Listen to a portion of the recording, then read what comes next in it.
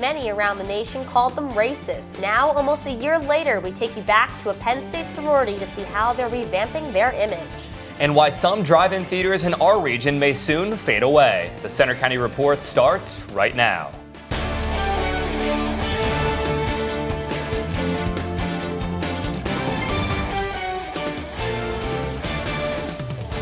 Good afternoon, I'm Alex Gilliland. And I'm Jenna Abate.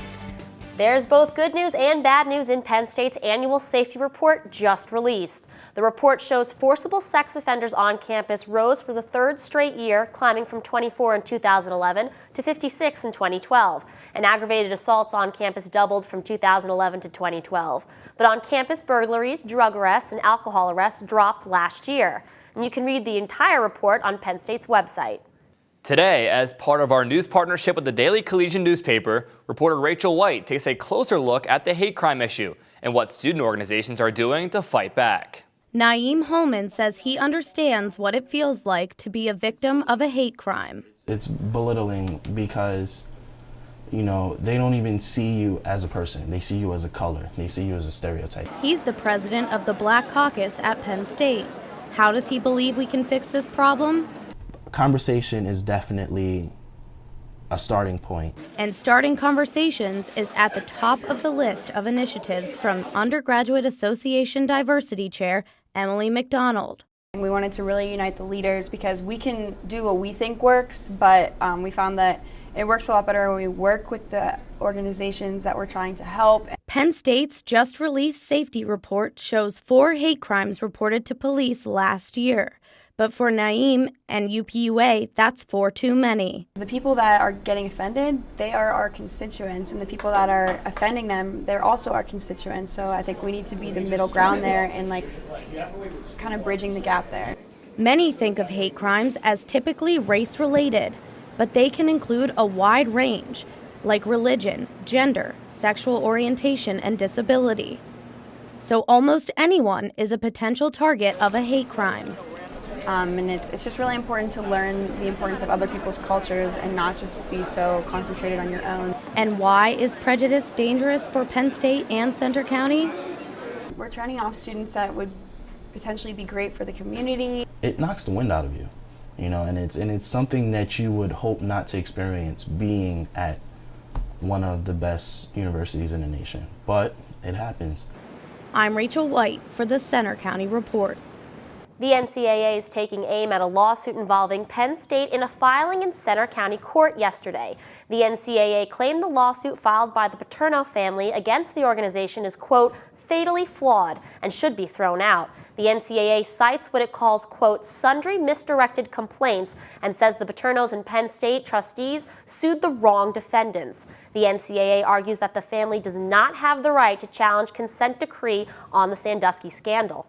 It's been almost a year since the Penn State sorority's controversial party photo made national headlines. Now, reporter Christina Racino looks at what has changed for Chi Omega and how the sorority is revamping its image. Penn State has had more than its 15 minutes of fame in the national spotlight this year, and its Greek community is no different. A photo of the Sisters of Chi Omega wearing sombreros and holding offensive signs circulated the internet. But upon returning to campus this fall, Chi Omega is turning over a new leaf. Last year, Chi Omega lost our way. We made some thoughtless decisions that don't represent who we are as a sorority and who we are as people. So this year, we're really working hard to rebuild our chapter and make a good name for ourselves. That's where Penn State's Panhellenic Council comes in. The executive board has been working closely with Chi Omega's national headquarters to showcase the chapter in the best possible light. We've been handing out information to PNMs who do withdraw from recruitment and PNMs who are interested in Chi Omega. So Chi Omega has been handing out postcards to promote themselves and to show that they're still an option for girls that still want to be a part of Greek life. Also, they have put advertisements in the elevators, especially in the hub and in really popular places on campus, to promote themselves and to make sure that people know that they still have the option of joining Chi Omega. Since Chi Omega did not participate in formal Panhellenic recruitment, they have hosted their own events, such as the Chi Omega Cookout and Chi Omega Game Night, to recruit women. If people are interested in finding out more about Chi O, you can go check out our Facebook page. It is Chi Omega at Penn State. Reporting from University Park, I'm Christina Racino for the Center County Report. Chi Omega will be participating in Pan-Atlantic Council's formal recruitment process come next fall. Experts on child abuse converged on Penn State this week to talk about the issue and potential solutions. And reporter Bernard Bennett-Green shows you how the university has taken giant steps to raise awareness after the Sandusky scandal. Penn State held its second annual conference on child abuse Wednesday. The forum held at the Penn Stater Hotel brought together Pennsylvania's top experts to discuss ways to protect children by building investigative teams and child advocacy centers. Keynote speaker Teresa Huzar explained what the groups are trying to accomplish. So keep in mind that what we are trying to do with multidisciplinary teamwork isn't only to close cases, but it's to heal kids. Many said the Jerry Sandusky scandal has helped to bring more attention to child abuse. I hate to put it this way, to the CAC movement, Jerry Sandusky is our friend. He brought such great awareness to this movement, to the work that is being done, to the help that it brings to children, to prosecutors, to children and youth services, to children's advocates, that for Pennsylvania, it's been a rallying cry. What is the CAC? It's a child advocacy center whose goal is to prevent the child from going through any more trauma. It's one interview to just eliminate all of the repetition of having to repeat their story. The speakers here at the conference stressed the importance of creating one universal center so children can report child abuse. You've got so many people interviewing the kid. One person says, gee, I think this child needs to go see a pediatrician. And another one says, gee, I think this person needs to go see a psychiatrist. Well, if you do it as a one-stop shop with CAC and everybody's there, they can collaborate and they can get that child to the appropriate level of care to help the healing process. Most of the CACs across the state are around major cities. There are none in Center County, but experts hope it will soon change. The biggest challenge is funding. In State College, I'm Bernard Bennett-Green for the Center County Report. Last year, more than 8,000 children in Pennsylvania received services from a local CAC.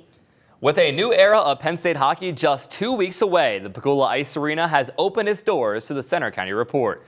Eric DeBerardinis got a sneak peek inside the building that spawned the nickname Hockey Valley. It's been 3 years since Terry Pagula committed all that money to building a hockey arena at Penn State. Now, we finally get to see what $102 million looks like. Hard hats and eye protection are no longer required inside Pagula Ice Arena. This week, I toured the brand new facility that is finally ready to be showcased. This is the vantage point for Terry Pagula and his wife Kim, just one of 14 suites. A 1,000-seat student section promises to be one of the loudest in the country with a little help from a specially designed, sound-boosting roof. There's hope that the impact of a new arena will go beyond the ice. My bold prediction would be that people are going to fall in love with this building. They're going to fall in love with hockey as a sport. This thing is just going to get bigger and bigger and bigger. Beaver Stadium locker room rules also apply down the street. Don't get caught stepping on the Nittany Lions logo inside Pagula. The arena's namesake, who donated over $100 million to the project, still hasn't seen his creation in person. Every time I talk to him and plead with him to come see what we built, he says, why spoil it? I'll wait for the wedding night. 14 days remain until the puck drops for the first season in Pagula Ice Arena, and just 14 days until Penn State hockey officially becomes state-of-the-art. Reporting from Hockey Valley, I'm Eric DeBerardinis for the Center County Report. Opening night for Pagula Ice Arena is Friday, October 11th, when the men's hockey team host Army. Now coming up on the Center County Report, this week has been absolutely beautiful. So how will this weekend turn out? Travis Patterson has the forecast. And it's homecoming night at State College High School. We'll bring you highlights from last night's parade through town.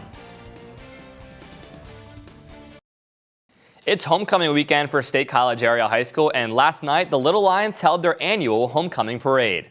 The theme for this year is Hear Our Roar in 2014. Those in the parade included the State High Marching Band, sports teams, and school clubs. The parade started in the school parking lot, then traveled down Westerly Parkway and up Allen Street before finishing at Memorial Field. Families and kids lined the road to watch the festivities. They throw candy, and that's the best thing about where you get to see all these people throwing candy and so much colorful things. The Little Lions had a pep rally on Memorial Field following the parade. Tonight's football game against Central Dauphin starts at 7 o'clock. The flavor of Germany's world-famous beer festival is coming to Happy Valley. The second annual Tussey Mountain Oktoberfest will happen tomorrow from 4 to 9 at Tussey Mountain Amphitheater. Because of the overwhelming number of people who attended last year's Oktoberfest, the crews made sure that this year they're better prepared. First year of the Oktoberfest, to be honest with you, we actually ran out of food. We were so overwhelmed and so impressed with the turnout, but we're prepared for that this year. Oktoberfest is a family event with traditional music, food, and of course, beer. For the Oktoberfest, it's different than some of our other festivals. We try to make it more intimate, more closer proximity to enjoy the synergy of the festivity. General admission is $12 and VIP admission is $40. And get ready for more traffic on campus this weekend as the Color Run comes to town. The 5K, hosted by Penn State Homecoming, is set for Sunday. Parts of Porter, Hastings, Pollock, and Curtin roads will be closed from 3 to 7 that day.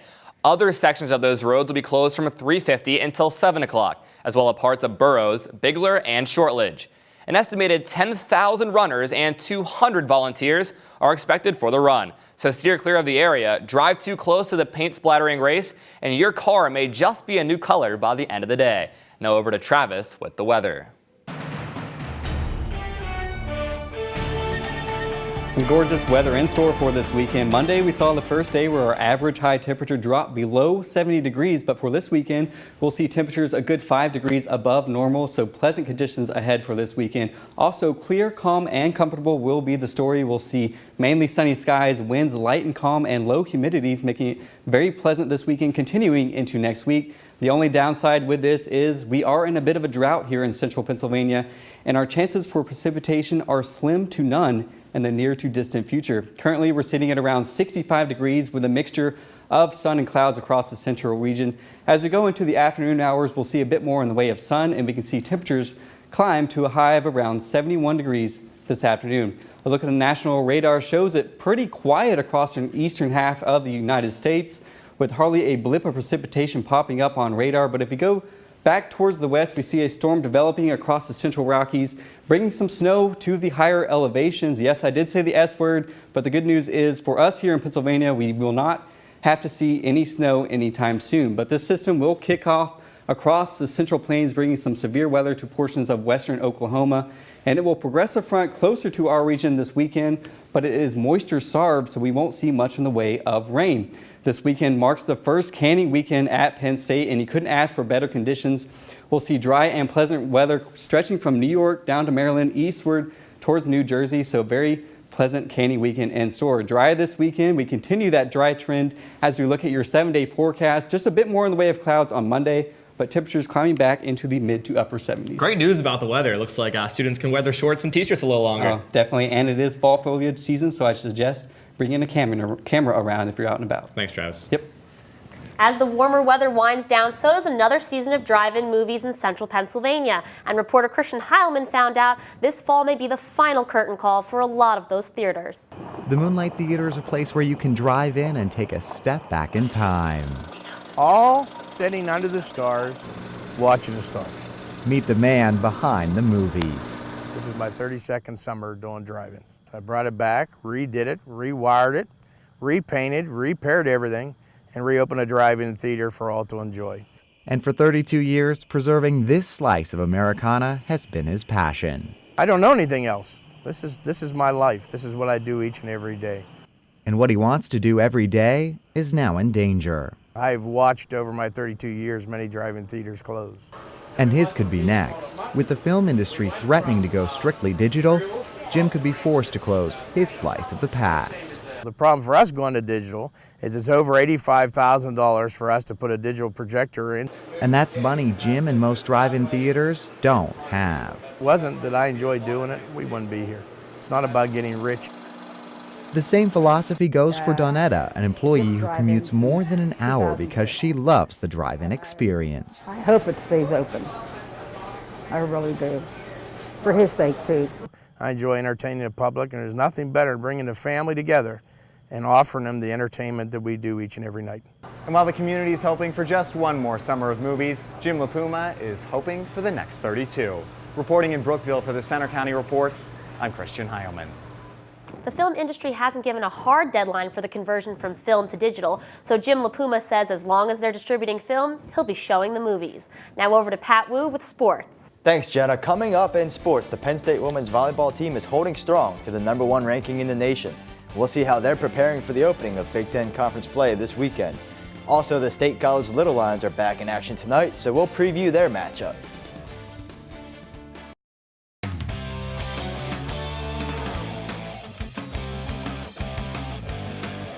I'm Pat Wu with your sports. #1 ranked Penn State volleyball opens up Big Ten Conference play this weekend, beginning with 15th ranked Michigan State tonight in Rec Hall. Tomorrow, the Nittany Lions face 10th ranked Michigan. Reporter Ali Marzella is live at Rec Hall. Ali? Thanks, Pat. I'm here outside Rec Hall, where tonight marks the start of Big Ten play for the #1 ranked women's volleyball team. It's been nearly 3 years since the team has won a national championship, and they are eager to get back on top. Senior outside hitter Deja McClendon says that her class is ready to bring that title back to Happy Valley.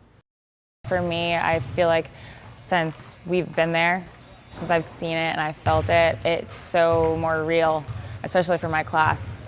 We won it so bad. It's our senior year. It's what we've worked for so long, and we expect it of ourselves. So we're definitely hungry.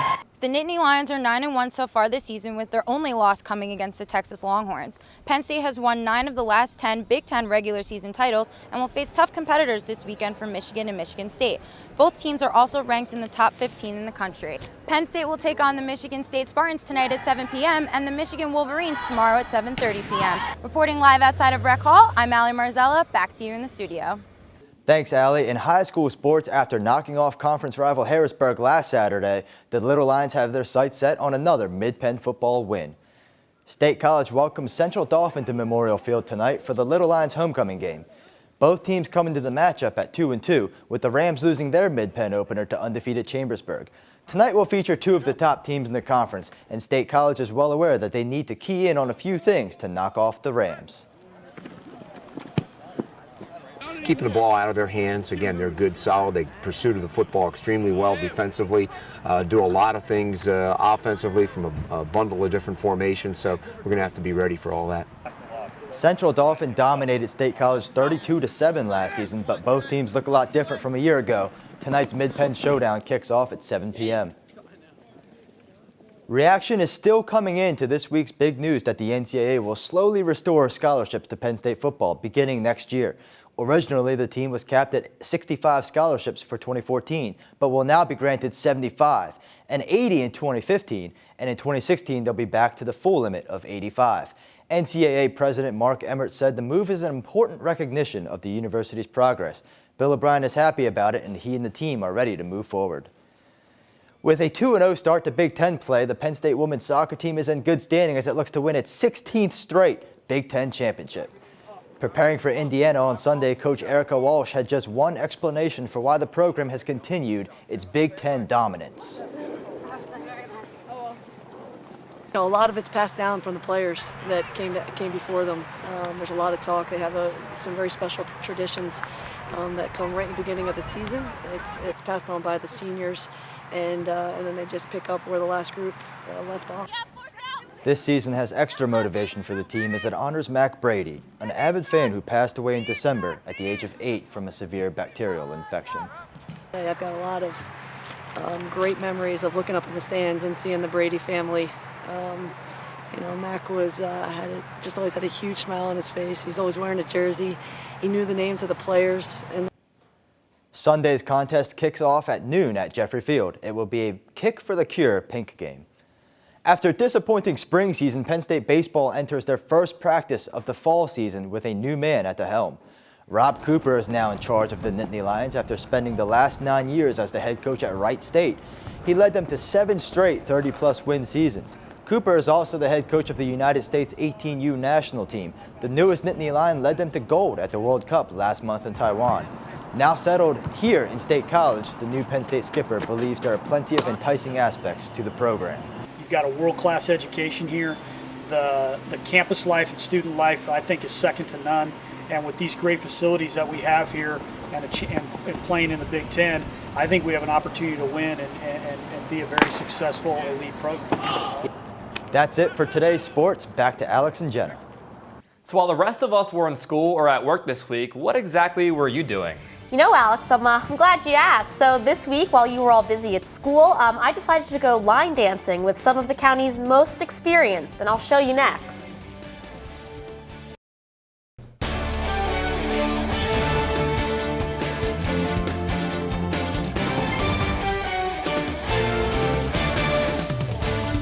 They say that age is just a number, and this week I met with a group of senior citizens who proved just that. People are walking to class or driving to work. There's a unique group of older people who are moving to their own beat. This group started probably about 20-some years, 21, 22 years ago, and it's been operating ever since, and it was started with some, I think they were mostly women, who had been square dancers. The Senior Citizen Center of State College has an open-door policy, and instructors encourage all ages and all types of dancers to come and take a free square dancing lesson for the laughs and for the health benefits. Work up a nice little sweat, it's wonderful exercise.